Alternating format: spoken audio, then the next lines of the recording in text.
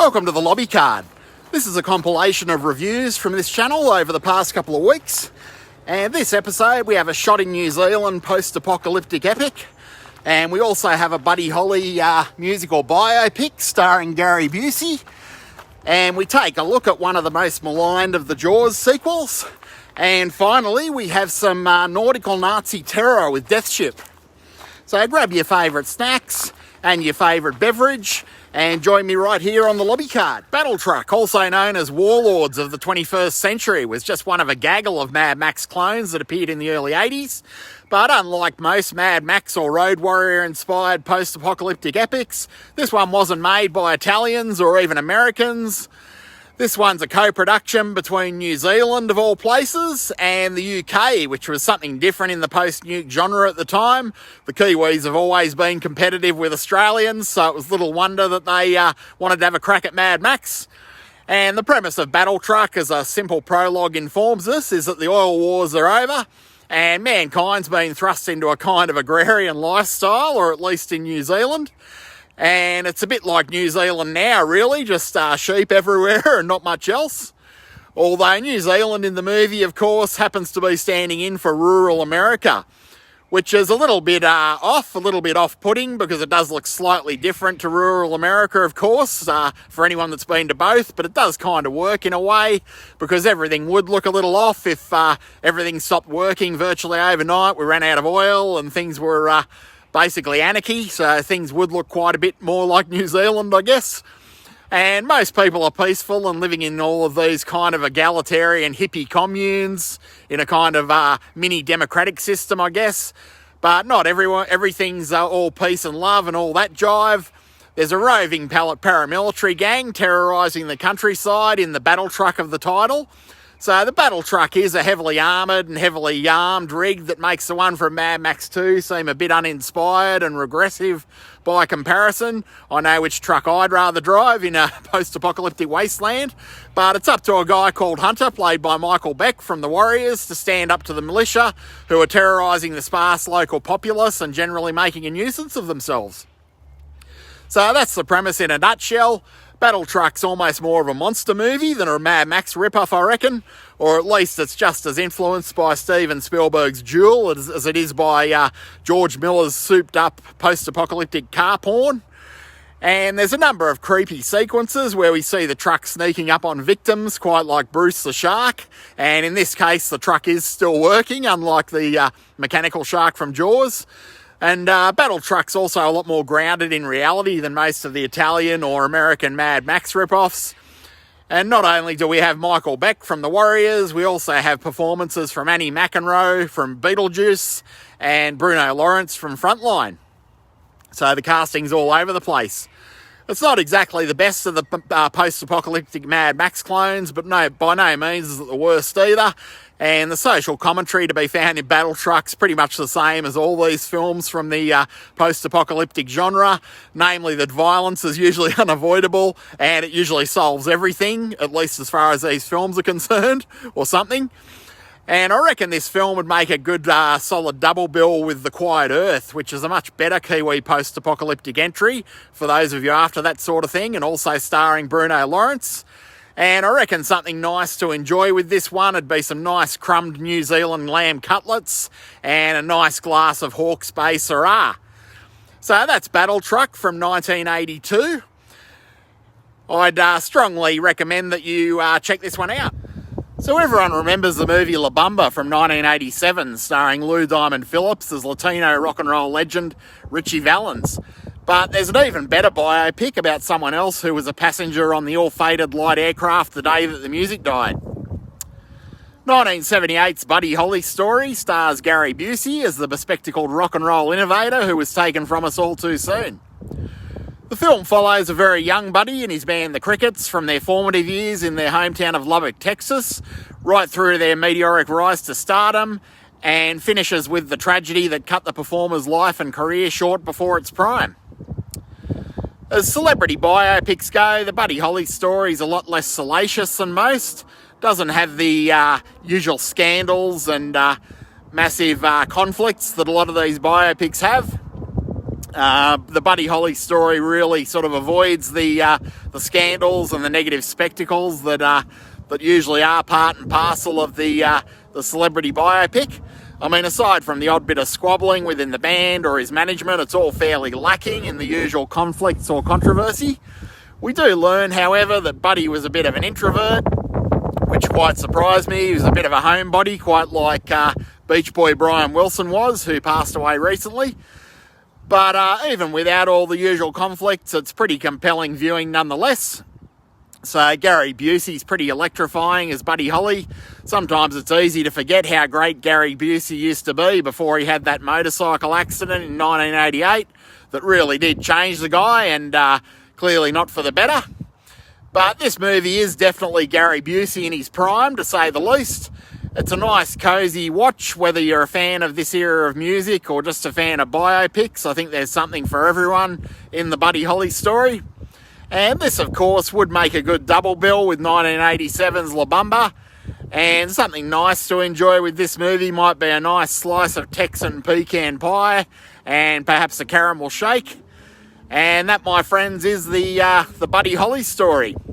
So everyone seems to be doing reviews of the 1975 classic Jaws with the 50th anniversary and all, but I'd like to do something a little different here today and also offer a very different, very controversial take, if you don't mind. So for me personally, not only do I not think that the movie I'm about to talk about is as awful as everyone says, but I also rank Jaws 3D as one of the most entertaining films of 1983, bar none. So the premise of Jaws 3 is simple, if implausible. So we have Chief Brody's son, Mike Brody. He's all grown up and he's an engineer or something at SeaWorld in Florida. And his love interest, Bess Armstrong, is a dolphin whisperer or something. And his kid brother, Sean, is coming to visit, presumably because the producers couldn't coax Roy Scheider or Lorraine Gary back for more. So that's the setup for Jaws 3D. And SeaWorld's run by proto-movie entrepreneur Louis Gossett Jr. And Louis Gossett Jr. in this film pioneers a monster movie cliche that inspired everyone from Daniel Clamp to John Hammond. It's been done countless times over the years. And we also have adventurer Philip Fitzroyce. He's a kind of Richard Branson character who's visiting his mate Louis Gossett Jr. And he seems to be written into the film mainly to play the same great white hunter that Henry Silver did in Alligator. And Philip Fitzroyce has a bit of a sidekick, the tattoo to his Mr. Rourke, who looks a bit like Henry Zepps from the old ABC series Mother and Son, but he's actually the guy from Lock, Stock and Two Smoking Barrels. But I'm probably getting a bit off track with this one. So against all odds, a juvenile great white shark that may or may not be related to Bruce the shark from the original film manages to break through into SeaWorld through a bit of a dodgy aquatic gate. And so does its monster shark mother. So no gate can keep Jaws out of SeaWorld, it seems. So this movie's unique in giving us two sharks for the price of one, along with 3 dimensions, of course, and along with all the gimmicks and set pieces that one would expect from a monster movie set in a semi-aquatic theme park. So it does have that Jurassic Park flavour. Jaws 3D is one hell of a fun movie. Sadly, I missed it in its original 3D iteration in our local theatre because my parents thought that taking the family to see Jaws 3D might be akin to a lobotomy or at least child endangerment, so I couldn't blame them for that. But 1983 was a big year for 3D.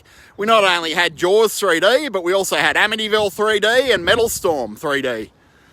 Jaws 3D was a bit unfairly savaged by critics at the time. It was nominated for 5 Golden Raspberries. But to put that in perspective, the Best Picture Oscar in 1983 went to Gandhi. And no one's watching Gandhi in 2025. We're all still watching Jaws 3D in 2025. So I rest my case, and it looks like Jaws 3D had the last laugh over Gandhi. So this is one of those warm and fuzzy comfort movies, the kind of film you just curl up with on a winter afternoon with a cocoa or a hot chocolate. And it really does share a lot of similarities with Jurassic Park. If you squint just the right amount, you can almost mistake adventurer Philip Fitzroyce for a more cultured version of Robert Muldoon from Jurassic Park. And the whole movie makes very little sense, of course, but let's face it, what else does in 2025? Real life doesn't make any sense right now. So everyone involved seems to have distanced themselves from Jaws 3D, but I reckon that's a little unfair. There's plenty to enjoy about this movie, especially in retrospect, and in my humble opinion, it's a hell of a lot better than Jaws 2. It's certainly much better paced, among other things. And if Jaws 2 is a slasher movie in the sea, then I reckon Jaws 3 is a dark family adventure in SeaWorld, which is always fun. And the theme park setting's also fun, and the larger-than-life performances from the likes of Lewis Gossett Jr. and the Richard Branson type character are even more fun. So this would, of course, make a awesome double bill with Jurassic Park. Both similar themes, similar movies, and both have that bit of social commentary about life finding a way and not always doing what big evil corporations want it to do, which is some pretty interesting social commentary. And something nice to enjoy with Jaws 3D would definitely be a deep fried fisherman's basket and an ice cold lime soft drink or soda, just for that key lime Florida flavour. So that, my friends, is Jaws 3D. Death Ship is a 1980 nautical horror movie directed by Alvin Rakoff. So the premise of this truly eerie, truly creepy movie is that a luxury liner captained by none other than George Kennedy from the Naked Gun and Airport is cruising the Caribbean. So the captain's on his last voyage before retirement, so what could go wrong? Well, the cruise liner collides with a mysterious black freighter and it sinks, drowning most of the crew and the tourists aboard.